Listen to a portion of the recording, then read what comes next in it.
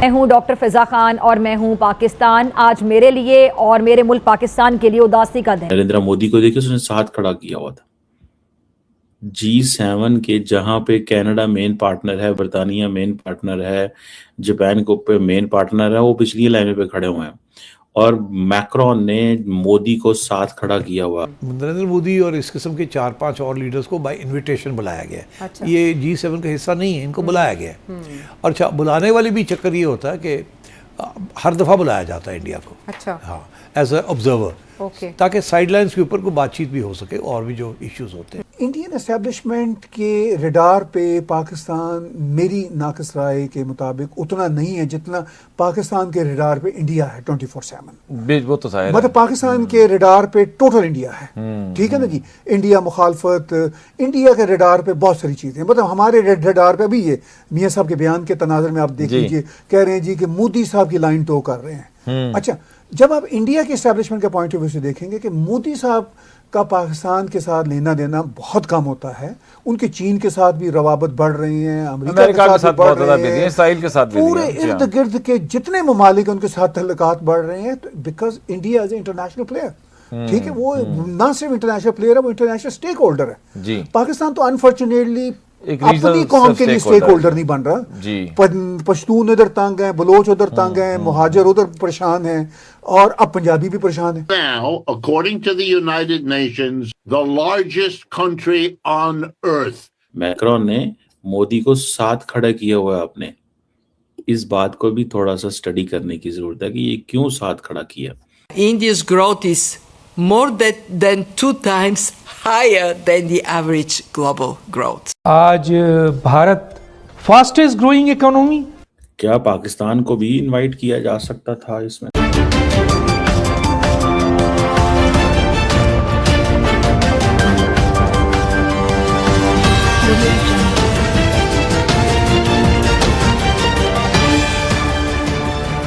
नमस्कार दोस्तों, मैं हूं नीरज और आप देख रहे हैं दुनियादारी।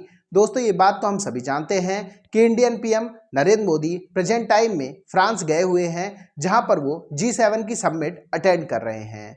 बताते चले कि G7 समिट का जब फोटोशूट हुआ, उसमें पीएम मोदी फ्रंट रो में नजर आए, जिसको देखकर पाकिस्तानी मीडिया की पूरी तरीके से जल चुकी है। बताते चले कि पाकिस्तानी मीडिया ने कहा कि जो G7 के असली मेंबर हैं, यानी कि जो G7 के मेन मेंबर हैं, वो रो में पीछे लाइन पर खड़े हुए थे, लेकिन पीएम मोदी फ्रंट लाइन पर ही खड़े हुए थे, जो कि दर्शाता है कि फ्रांस के लिए भारत कितना ज़्यादा इंपॉर्टेंट है। बताते चले कि फ्रांस के राष्ट्रपति मैक्रोन के साथ मोदी की तस्वीर को देखकर पाकिस्तानी मीडिया की पूरी तरीके से जल चुकी है। इसके अलावा हम आपको ये बताते चले कि G7 की समिट में साइड में पीएम मोदी और ट्रंप की भी मीटिंग होने वाली है, जिसको लेकर भी पाकिस्तानी मीडिया पूरी तरीके से डरा हुआ है। पाकिस्तानी मीडिया ने कहा कि कुछ समय पहले ही पीएम मोदी और ट्रंप में काफ़ी ज़्यादा टकराव देखने को मिल रहा था, लेकिन अब इस मीटिंग के बाद सब कुछ बदलने वाला है। तो दोस्तों, आइए चलते हैं और देखते हैं कि पाकिस्तानी मीडिया ने G7 की समिट को लेकर और क्या कहा है। इजिप्ट की लीडरशिप साथ खड़ी हुई है ट्रंप के। भाई, किस चक्कर में इजिप्ट साथ खड़ा हुआ है? इजिप्ट की रेलिवेंस है मिडल ईस्ट में, इस वजह से बुलाया हुआ है। चलो, जापान ठीक है, इंपॉर्टेंट है, बड़ी इकोनॉमी है। ये पाइए कि मुझे समझ नहीं लगी, ये जिसने हैट पहना हुआ था, ये अब चलो, कनाडा बड़ी इकोनॉमी है, जर्मनी बड़ी इकोनॉमी है। नरेंद्र मोदी को देखिए, उसने साथ खड़ा किया हुआ था G7 के, जहां पे कनाडा मेन पार्टनर है, बर्तानिया मेन पार्टनर है, जापान को पे मेन पार्टनर है, वो पिछली लाइन पे खड़े हुए हैं और मैक्रोन ने मोदी को साथ खड़ा किया हुआ अपने। मैक्रोन ने मोदी को साथ खड़ा किया हुआ अपने। इस बात को भी थोड़ा सा स्टडी करने की जरूरत है कि ये क्यों साथ खड़ा किया। और वो ट्रंप के साथ जो है वो, यानी कि बरतानवी वजीर आजम पीछे खड़ा है। देखें आप इसको, बरतानवी वजीर आजम पीछे खड़ा है, जापानीज पीछे खड़े हैं, नरेंद्र मोदी की सिर्फ और सिर्फ, ठीक है जी, एक ही पोजीशन है। और वो पोजीशन क्या है?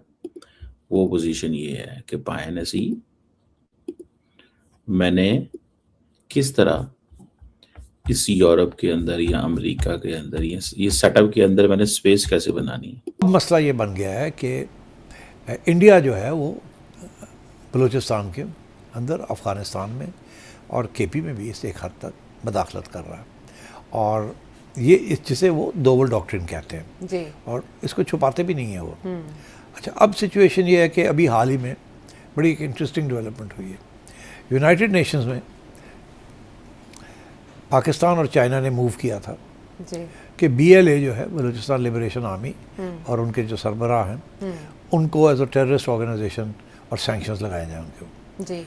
और उसको अपोज किया है अमेरिका ने। अमेरिका ने वीटो कर दिया, उसको नहीं होने दिया। अच्छा। तो इसकी भी अहमियत है ना कि इंडिया के कहने के ऊपर किया है ना ये।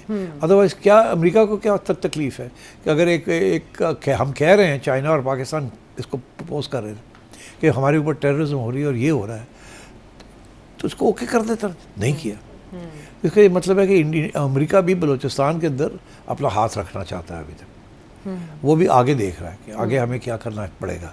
तो इसलिए इंडिया और अमेरिका जो है वो इस वक्त इस किस्म की ये गेम भी खेल रहे हैं। तो दोस्तों, जैसे कि वीडियो में आपने देखा कि एक बार फिर से पाकिस्तानी मीडिया का रोना शुरू हो चुका है।